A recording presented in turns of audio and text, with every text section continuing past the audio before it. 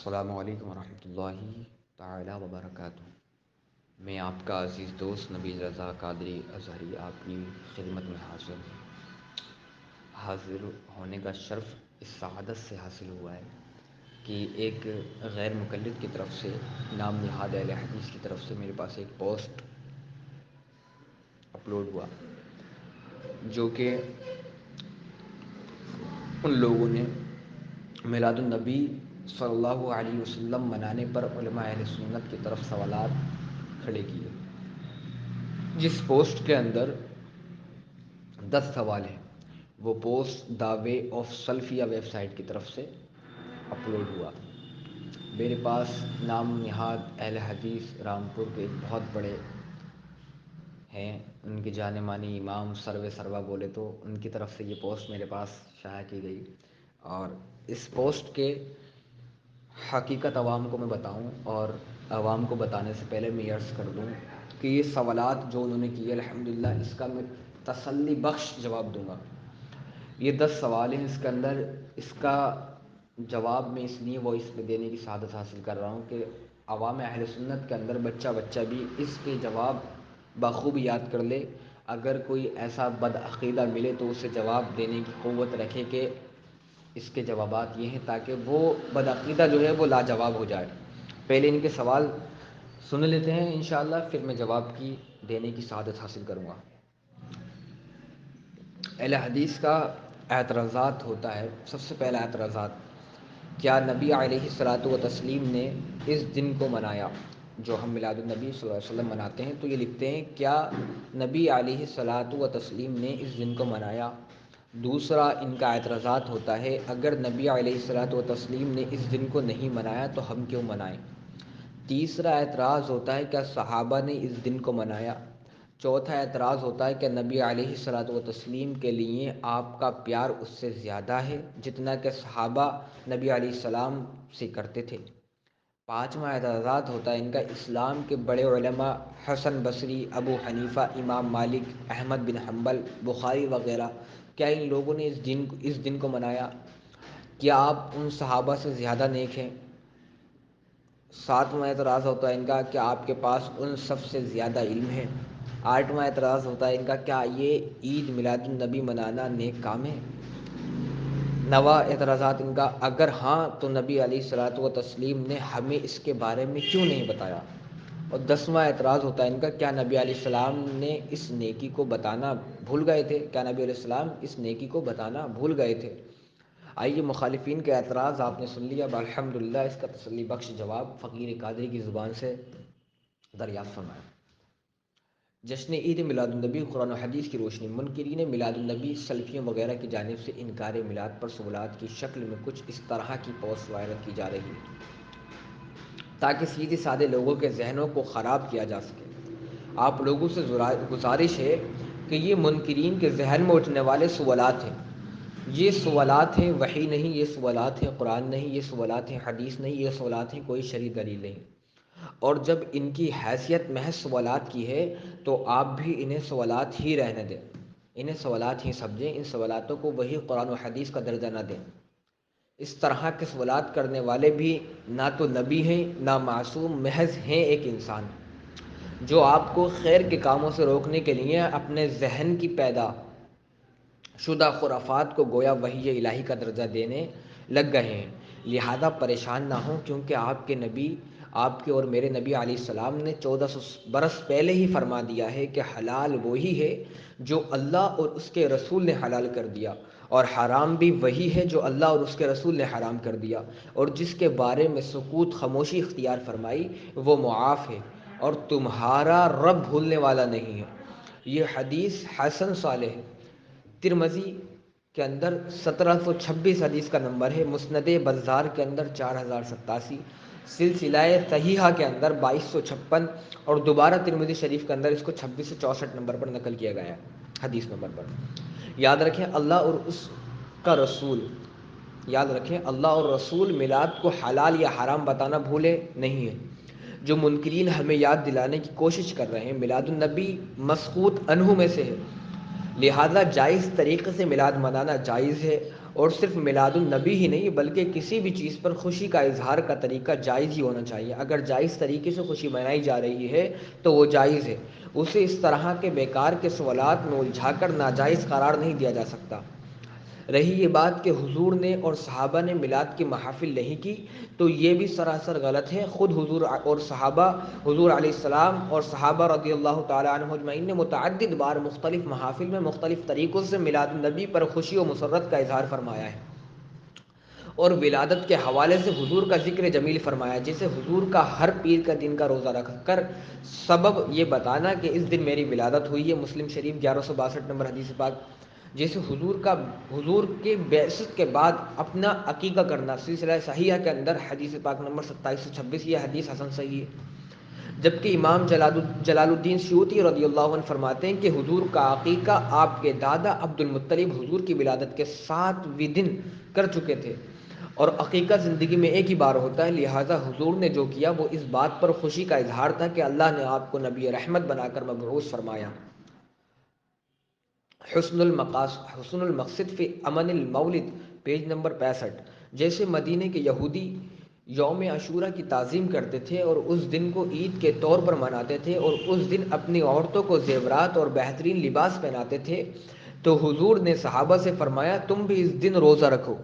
صحیح مسلم 1131 کے اندر یہ حدیث موجود ہے۔ وجہ یہ تھی کہ اس دن اللہ نے فرعون کو دریا میں غرق کیا تھا، اور حضرت موسیٰ علیہ السلام کو اس سے نجات دی تھی، تو وہ اظہار شکر کے لیے روزہ رکھا کرتے تھے۔ حسن المقصد فی امن المولد، جیسے خود حضرت نوح اور حضرت موسیٰ نے اس دن روزہ رکھ کر شکر کا اظہار فرمایا، جس دن اللہ نے حضرت نوح علیہ السلام کی کشتی جوڑی، پہاڑ پر ٹھہرا دی، اور فرعون کو دریا میں صلو علی الحبیب صلی اللہ تعالی علی محمد صلی اللہ علیہ وسلم، فرعون کو دریا میں غرق کر کے موسیٰ کو نجات دے دی۔ تو اللہ کے رسول نے فرمایا میں موسیٰ کا زیادہ حقدار ہوں، میں اس دن روزہ رکھنے کا زیادہ حقدار ہوں۔ مسند احمد شریف حدیث نمبر 8702۔ جیسے حضرت عائشہ فرماتی ہیں کہ قریش عاشورہ کا روزہ رکھتے تھے، اور اس دن ان کی تعظیم کعبہ کو غلاف چڑھا کر کیا کرتے تھے۔ پھر جب اللہ نے رمضان کا روزہ فرض کر دیا تو حضور نے عاشورہ کا روزہ رکھنے اور نہ رکھنے کا اختیار دے دیا۔ بخاری شریف حدیث نمبر 1515۔ جیسے جمعہ حضرت آدم علیہ السلام کی ولادت و وصال کا دن ہے، اور اللہ نے اسے مسلمانوں کے لیے عید کا دن بنا دیا ہے۔ ابن ماجہ حدیث نمبر 1098، مستدرک کے اندر 1597 نمبر یہ حدیث ہے۔ جیسے حضور کا صحابہ کی ایک مجلس سے گزر ہوا تو آپ نے پوچھا کہ باخدا بتاؤ کہ یہ مجلس کیوں لگی ہوئی ہے؟ تو صحابہ نے کہا کہ اللہ کی حمد کرنے، اسلام کی دولت ملنے اور آپ کو بھیج کر جو ہم پر احسان فرمایا اس کے ذکر کی مجلس ہے۔ حضور نے فرمایا میں نہ کسی بدگمانی کی وجہ سے تم سے قسم نہیں لی ہے، بلکہ ابھی جبرائیل علیہ السلام نے مجھے بتایا کہ اللہ تمہاری وجہ سے فرشتوں پر فخر کر رہا ہے۔ مسند احمد 16960 نمبر حدیث شریف، اور نسائی شریف کے اندر 5428 نمبر یہ حدیث پاک ہے۔ جیسے خود حضور نے اپنا میلاد پڑھا، اپنی ولادت اور وقت ولاد رونما ہونے والے متعدد واقعات کا تذکرہ ممبر شریف سے صحابہ کے سامنے بڑی شان سے فرمایا۔ مسند احمد شریف کے اندر 16225 حدیث نمبر، اور 1692 مستدرک للحاکم کے اندر 4110 نمبر، معجم کبیر کے اندر 1532 نمبر حدیث پاک، صحیح ابن حبان کے اندر 6150 نمبر، ترمذی شریف کے اندر 3455 اور 3541 تمام کتب سیرت۔ جیسے غزوہ تبوک سے واپسی پر حضرت عباس نے 30,000 سے زائد صحابہ کی مجلس میں حضور سے میلاد نامہ پڑھنے کی اجازت چاہی، تو حضور نے دعا دے کر اجازت دی۔ حضرت عباس رضی اللہ تعالیٰ عنہ نے جو میلاد نامہ پڑھا اس میں حضور کی ولادت باسعادت سے پہلے آپ کے نور مبارک کے مختلف مقامات پر سفر و قیام کے اشعار کے علاوہ یہ نعتیہ شعر بھی ہیں۔ یا رسول اللہ، آپ وہ ہستی ہیں کہ جب آپ کی ولادت ہوئی تو ساری زمین جگمگا اٹھی اور سارا آسمان روشن و تابناک ہو گیا۔ مستدرک للحاکم جلد 3 پیج نمبر 327، معجم کبیر 4167، البدایہ والنہایہ جلد 5 پیج نمبر 29۔ یہ نعت مصطفیٰ کی مجلس و محفل تھی جو حضور اور ہزاروں صحابہ کی موجودگی میں منعقد ہوئی۔ نیز محفل میلاد یعنی اسی محفل جس میں حضور کے فضائل و مناقب اور تخلیق و پیدائش کا ذکر جمیل ہو، ایسی محفل حضور اور صحابہ کی سنت ہے، اور یہی محفل میلاد ہم اہل سنت والجماعت کرتے ہیں۔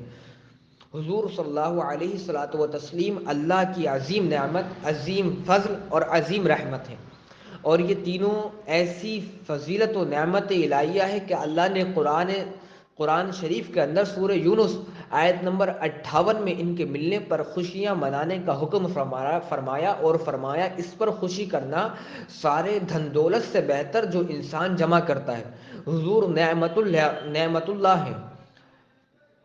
شاید اس بات کی منکرین کو دلیل نہیں چاہیے ہوگی، مگر پھر بھی یہ دلیل دیے دیتے ہیں۔ صحیح بخاری رقم 3680 نمبر حدیث پاک میں ہے کہ حضور نعمت اللہ ہے، یعنی اللہ کی نعمت ہے، اور سورہ والضحیٰ آیت نمبر 11 میں اللہ نے حکم دیا کہ رب کی نعمتوں کا چرچا کرو۔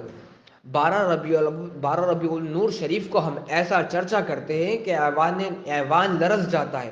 حدیث شریف میں ہے کہ اللہ کی نعمت کا ذکر و چرچا کرنا شکر ہے، اور ذکر و چرچا نہ کرنا ناشکری ہے۔ اس حدیث کی سند حسن ہے۔ مسند احمد کے اندر 17721 نمبر، صحیح الترغیب والترہیب کے اندر 974 نمبر حدیث پاک ہے، صحیح الجامع کے اندر 3014 نمبر یہ حدیث پاک ہے۔ ہم میلاد منا کر اللہ کی نعمت عظمیٰ کا ذکر و چرچا کر کے اللہ کا شکر ادا کرتے ہیں اور ناشکری سے بچتے ہیں، اور جیسا کہ گزرا اللہ اس بات پر فرشتوں پر فخر فرماتا ہے۔ ہم 12 ربیع الاول کو حضور کی آمد کی خبریں پوری دنیا کو سناتے ہیں، کیونکہ نبی کی ولادت کی خبروں اور وقت ولادت کے واقعات اور حضور کی آمد و بعثت کا ذکر جمیل سے مومنوں کے دلوں کو تسکین، ثبات اور اطمینان ملتا ہے، اور عاشقوں کے دلوں کو چین ملتا ہے۔ دیکھیں سورہ ہود آیت نمبر 12۔ حضور کی ولادت کا دن اللہ کے عظیم دنوں میں سے ہے، اور اللہ کے دنوں کی یاد دلانے کا حکم خود اللہ تعالیٰ نے دیا ہے۔ دیکھیں سورہ ابراہیم آیت نمبر 5۔ رہا خوشی کے اظہار کا طریقہ جلوس محمدی کی شکل میں، تو اس کے ثبوت کے لیے صرف 2-3 حدیثیں کافی ہیں۔ یعنی ہم جو حضور پاک علیہ الصلوۃ والتسلیم کے لیے خوشی کا اظہار جلوس محمدی کی شکل میں کرتے ہیں، اس کے لیے صرف 2-3 حدیث کافی ہیں۔ پہلی حدیث، جب حضور ہجرت فرما کر مدینے پہنچے تو مدینے میں حضور کی آمد پر اہل مدینہ کی خوشی کا عالم یہ تھا کہ مدینے کے تمام مرد عورتیں اپنے اپنے مکانوں پر چڑھے ہوئے تھے، اور لڑکے اور غلام رستوں میں پھیل گئے، اور سب کی زبانوں پر یہ نعرہ تھا، یا محمد یا رسول، یا محمد یا رسول، یا محمد یا رسول۔ یہ حدیث پاک صحیح مسلم کے اندر 5329 نمبر ہے۔ دوسری حدیث، جب حضور شب معراج آسمان دنیا پر تشریف لے گئے اور سدرہ پر پہنچے تو سدرہ بیری کے درخت کو سونے کے پروانوں نے ڈھانپ لیا۔ صحیح مسلم 252۔ یعنی معراج کی رات سدرہ پر نبی کی آمد کی خوشی میں خصوصی طور پر سونے کے پروانوں نے سدرہ کو گھیر لیا۔ اس میں آنے والے مہمان کا اعزاز تھا۔ تیسری حدیث، جب حضور مدینے میں داخل ہونے لگے تو حضرت بریدہ جو اسی درمیان اپنے 70 ساتھیوں کے ساتھ داخل اسلام ہوئے تھے، کہنے لگے، حضور آپ اس شان کے ساتھ مدینے میں داخل ہوں گے کہ آپ کے ساتھ ایک جھنڈا ہو۔ پھر انہوں نے اپنا امامہ یعنی صافہ سر سے کھول کر اپنے نیزے پر باندھا اور جھنڈا بنا کر آگے آگے مدینے میں جلوس کی شکل میں مدینے میں داخل ہوئے۔ وفاء الوفا جلد 1 پیج نمبر 445۔ یہ 18 دلیلیں مجھے لگتا ہے کافی ہیں، جبکہ منکرین کے پاس سوا انکار کے کوئی ایسی صحیح سری ایک بھی دلیل نہیں، جبکہ قرآن کہتا ہے، ہاتو برہانکم ان کنتم صادقین، اگر سچے ہو تو ایسی ایک بھی صحیح سری دلیل پیش کر دیں۔ میلاد النبی جس کے اندر لکھا گیا ہو کہ میلاد النبی ناجائز و حرام اور بدعت مذمومہ ہے۔ یاد رہے، دلیل قرآن و حدیث سے چاہیے، اپنے جاہلانہ سبلات کو وحی کا درجہ نہ دینا۔ میں نے دیا جلا کر سر عام رکھ دیا، اب جس کے جی میں آئے وہی پائے روشنی۔ آپ نے دیکھا کس طریقے سے یہ غیر مقلدین وہابیہ عوام اہل سنت کو گمراہ کرنے کے لیے طرح طرح کے شبہات میں مبتلا کرتے ہیں، حالانکہ ان کی سوالات کی حیثیت، میں نے پہلے بھی بولا کہ ان کی سوالات کی حیثیت صرف ایک سوالات ہی کی ہے۔ ان کی سوالات کی حیثیت کو آپ وحی و قرآن الہی کا درجہ نہ دیں، اور اگر کوئی آپ سے سوال کرے تو آپ اس پر سوال کریں، جیسے کہ میں نے حدیث پاک آپ کو سنائی اوپر گزری کہ حلال وہ ہے جو اللہ تبارک و تعالیٰ نے حلال کیا، اور حرام بھی وہی ہے جو اللہ اور اس کے رسول نے حرام کیا، اور جس کے بارے میں رب تبارک و تعالیٰ اور رسول اللہ صلی اللہ علیہ وسلم نے سکوت اختیار کیا، وہ معاف ہے اور تمہارا رب بھولنے والا نہیں ہے۔ یہ ترمذی شریف کی 1726 نمبر حدیث ہے۔